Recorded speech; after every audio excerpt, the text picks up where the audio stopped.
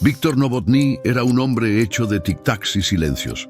A sus 78 años, su mundo era un pequeño local en la calle de Oro de Praga.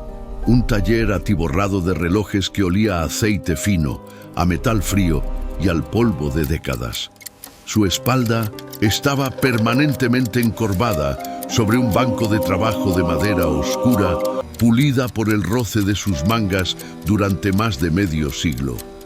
Era un relojero, el último de su estirpe, en una era de pantallas digitales y tiempo apresurado.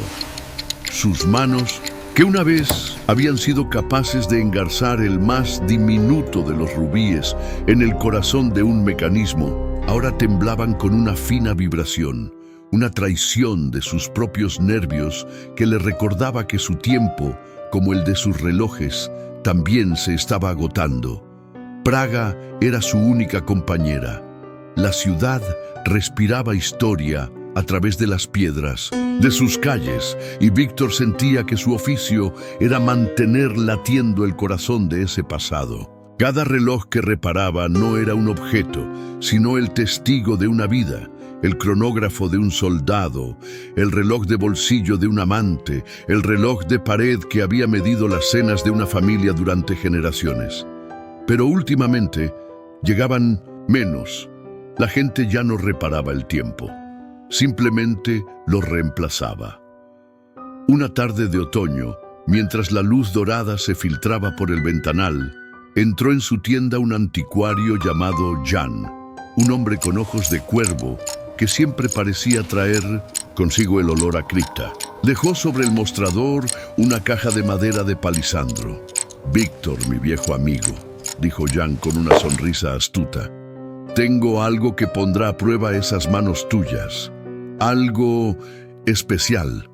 Dentro de la caja, sobre un lecho de terciopelo descolorido, yacían las piezas desensambladas de un reloj de bolsillo. La carcasa era de una plata opaca, grabada con constelaciones y símbolos alquímicos. Pero lo más extraño era el mecanismo. Los engranajes eran de un metal que Víctor no reconocía, y no había lugar para las manecillas. No tenía rostro. Perteneció, según la leyenda, a un astrónomo de la corte de Rodolfo II, explicó Jan. Dicen que intentaba medir algo más que las horas. Víctor sintió el desafío correr por sus venas. Era una afrenta a la lógica, una pieza imposible. Aceptó el encargo, no por el dinero, sino por el orgullo de resolver un enigma que llevaba 400 años dormido. Durante días se sumergió en el trabajo, limpió cada rueda, pulió cada eje. El temblor de sus manos parecía calmarse ante la complejidad de la tarea. Finalmente, con un último y delicado clic, la última pieza encajó. Sostuvo el reloj en su mano. Estaba completo pero muerto. No había forma de darle cuerda, ni manera de que mostrara el tiempo. Era un hermoso fracaso. Decepcionado, lo dejó sobre el banco de trabajo y se retiró a su pequeño apartamento en la trastienda. Esa noche, el sueño no llegaba. Un sonido sutil perturbaba el silencio de la madrugada. Un tic-tac, rítmico, suave, constante. No era el sonido grave de su reloj de pared, ni el compás apresurado de los despertadores. Se levantó y siguió el sonido hasta el taller. Provenía del reloj sin manecillas. Lo acercó a su oído. Silencio. Lo alejó. Tic-tac. Comprendió con un escalofrío que el sonido no viajaba por el aire. Lo escuchaba directamente en su mente, y solo él podía oírlo. Esa fue la primera señal. Los días siguientes, Víctor vivió con el tic-tac fantasma en su cabeza. Era una compañía constante, un latido secreto que medía un tiempo que solo él percibía. Llevaba el reloj en el bolsillo de su chaleco, sintiendo su peso contra su pecho, como si llevara un segundo corazón. Intentó contárselo a Jan, pero las palabras se le antojaban las de un loco. ¿Cómo explicar que un reloj roto funcionaba, perfectamente en su cerebro. Un domingo, sintiéndose más solo que de costumbre, salió a caminar. Praga estaba envuelta en una neblina que difuminaba los contornos de sus torres góticas. Caminó sin rumbo, dejándose llevar por el laberinto de callejones hasta que sus pies lo llevaron al puente de Carlos. Mientras caminaba sobre las losas, gastadas por millones de pisadas, el tic-tac en su cabeza cambió. Se aceleró, se volvió más intenso, casi febril. Se detuvo junto a la estatua de San Juan Nepomuceno, el lugar donde, según la tradición, se toca la piedra para pedir un deseo. Cerró los ojos, apretando el reloj en su mano. Y entonces ocurrió. No vio nada, pero sintió. Una oleada de pura y abrumadora felicidad lo inundó, tan intensa que le cortó la respiración. Escuchó, no con sus oídos, sino con su alma, la risa cristalina de una joven, el murmullo de un hombre diciendo, «Sí, acepto», y el sonido de un beso. Era un eco, un fragmento de una alegría pasada atrapado en las piedras del puente. Duró apenas un instante, pero dejó en él una calidez que el sol de invierno no podía igualar. Temblando, entendió, el astrónomo no medía las horas, medía la felicidad. Durante las semanas siguientes, Víctor se convirtió en un arqueólogo de la dicha. Llevaba el reloj a todos lados, explorando la ciudad como si fuera la primera vez. En una vieja panadería del barrio judío, escuchó la alegría de un niño al recibir su primer dulce. En el foso de los leones del castillo, sintió el rugido de asombro de una multitud de hace siglos. El reloj era una llave que abría las cerraduras del tiempo, pero solo las puertas que daban a habitaciones felices. Y él, el solitario Víctor, era su único guardián. Se sentía menos solo, rodeado por los fantasmas de la alegría ajena. Esa fue la segunda señal. El secreto de Víctor, como el agua, encontró una grieta por la que filtrarse. Lena, su vecina, una mujer cuyo rostro se había convertido en una máscara de pena desde que su único hijo había muerto el año anterior, notó un cambio en él. Había una nueva luz en sus ojos, una serenidad que no le conocía. Un día se atrevió a preguntarle. Víctor, conmovido por su dolor incesante, dudó. Sabía que estaba a punto de cruzar un umbral peligroso, pero la desesperación en los ojos de Lena era un abismo. La invitó a pasar a su taller y sin dar explicaciones le pidió que lo acompañara a la antigua habitación de su hijo. Allí le entregó el reloj de plata. «Sosténlo fuerte», le susurró. «Y recuerda», Lena lo tomó con manos temblorosas.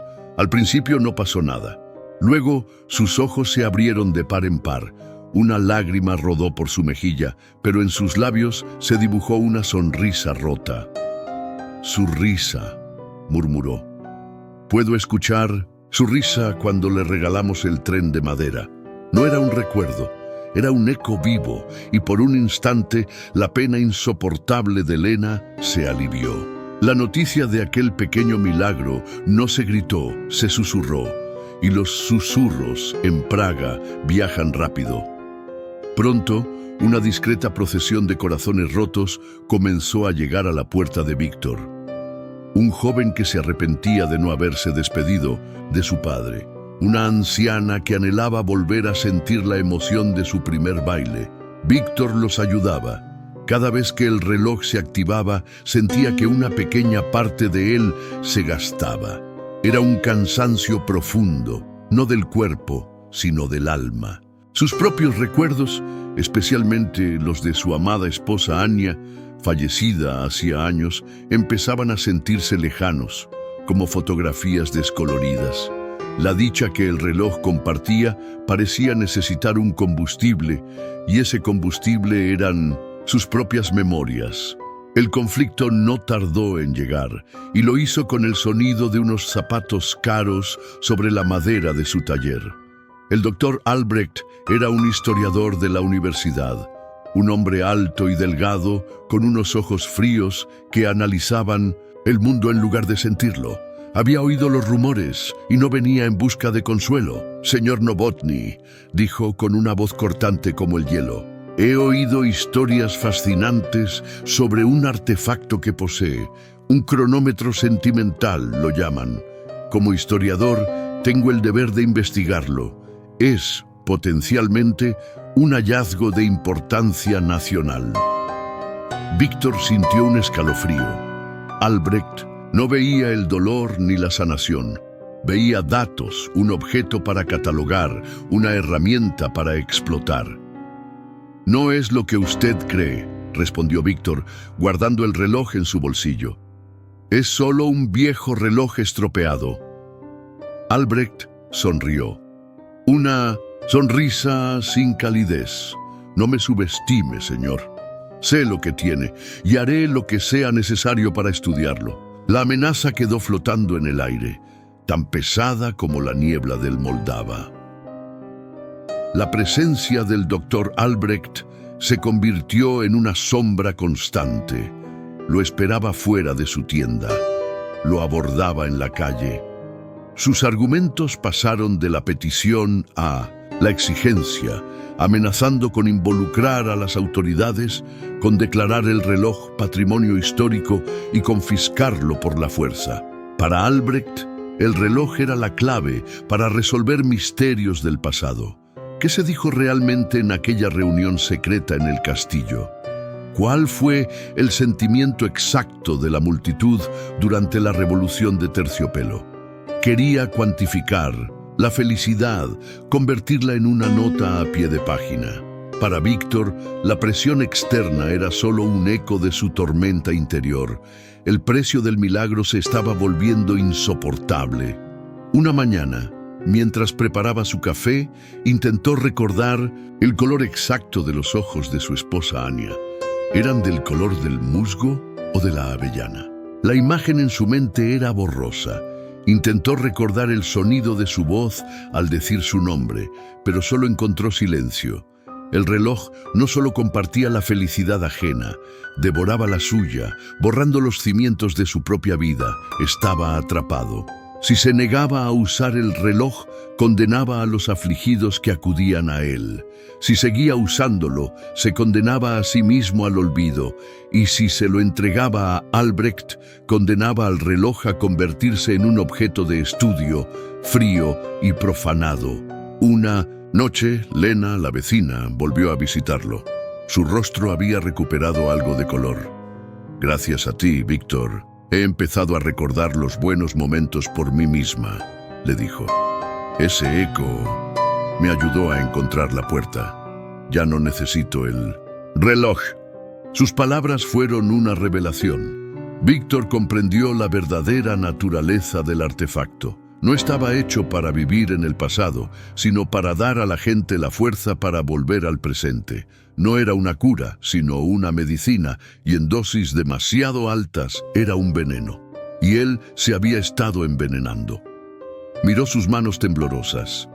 El temblor no era solo de la edad.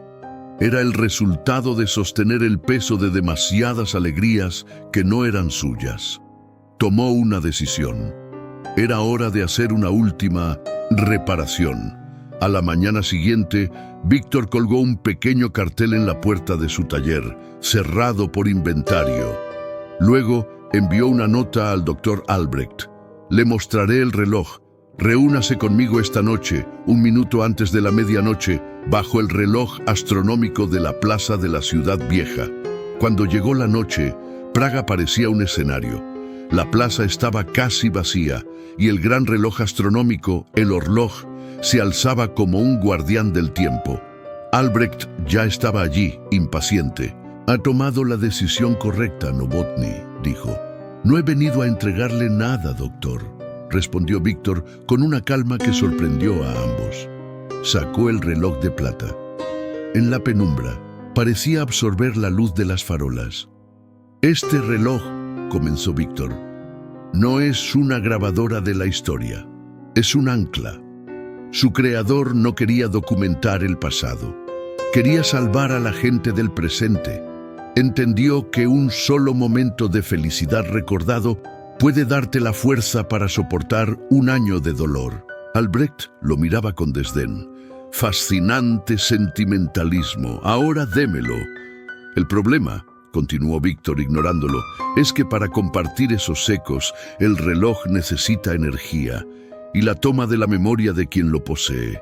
Es un parásito de la dicha. No se puede crear felicidad de la nada. Las campanas del reloj comenzaron a sonar, anunciando la medianoche. Las figuras de los apóstoles iniciaron su procesión secular. «Usted quiere poseerlo», dijo Víctor. «La gente del pueblo quiere usarlo, y yo ya no puedo pagarlo, así que he decidido devolverlo». Ante la mirada atónita de Albrecht, Víctor se acercó a la base del gran reloj. Abrió una pequeña portezuela de mantenimiento que solo un viejo artesano de la ciudad conocería. Dentro, los engranajes gigantes del tiempo de Praga se movían con un poder lento y majestuoso. Sostuvo el pequeño reloj de plata una última vez. No pensó en su esposa. Ya no lo necesitaba para recordarla. Al soltar la carga de los demás, sus propios recuerdos habían vuelto a él, nítidos y preciosos. Le dio cuerda, un gesto simbólico, y con una precisión que sus manos temblorosas no deberían poseer, lo colocó en una cavidad segura entre dos de los grandes engranajes del reloj. El tic-tac en la mente de Víctor se detuvo. En su lugar, sintió una vibración, como si el latido del pequeño reloj se hubiera sincronizado con el del grande. Lo había integrado, lo había devuelto al corazón del tiempo de la ciudad. Albrecht se quedó paralizado. ¿Qué ha hecho? Lo ha perdido. Al contrario, doctor, dijo Víctor cerrando la portezuela. Lo he salvado de usted. Ahora nadie puede poseerlo, pero su don ya no se ha perdido. Está aquí. Es parte del latido de la ciudad. Quizás en una noche tranquila, un amante triste o un niño solitario que pase por esta plaza sienta una repentina e inexplicable ola de calor, de felicidad. El eco ya no será para uno sino para todos, y ya no le costará nada a nadie. El historiador se quedó sin palabras. Su gran descubrimiento encerrado para siempre en el corazón del monumento más famoso de Praga. Su ciencia había sido derrotada por un acto de pura poesía. Víctor Novotny se dio la vuelta y se alejó por la plaza vacía. Sus manos todavía temblaban, pero su corazón estaba en calma. Había realizado su última y más importante reparación. No había arreglado un reloj, había sanado el tiempo. Y al hacerlo, finalmente, había encontrado la paz en el suyo. Los años pasaron. El taller de Víctor Novotny fue ocupado por una tienda de recuerdos, y su nombre se desvaneció en el murmullo de la ciudad. Pero el reloj sin manecillas nunca se detuvo. Anidado en las entrañas de metal del reloj, su tic-tac se fundió con el pulso de Praga. Su poder ahora disperso, sutil, como la sal en el aire. Ya no ofrecía ecos directos, sino algo más etéreo. Una inexplicable sensación de esperanza al cruzar la plaza. Un repentino recuerdo feliz provocado por el tañido de las campanas. El reloj no está perdido, está esperando, pues algunos objetos, como algunas almas, tienen su propio destino. Espera en silencio, conservando su verdadero poder, aguardando el día en que otro artesano, uno con manos lo suficientemente hábiles para encontrarlo y un corazón lo suficientemente sabio para entender que el tiempo no se mide en horas, sino en latidos de felicidad, lo despierte de nuevo. No como una herramienta para recordar, sino quizás como un instrumento para construir un futuro digno de ser recordado.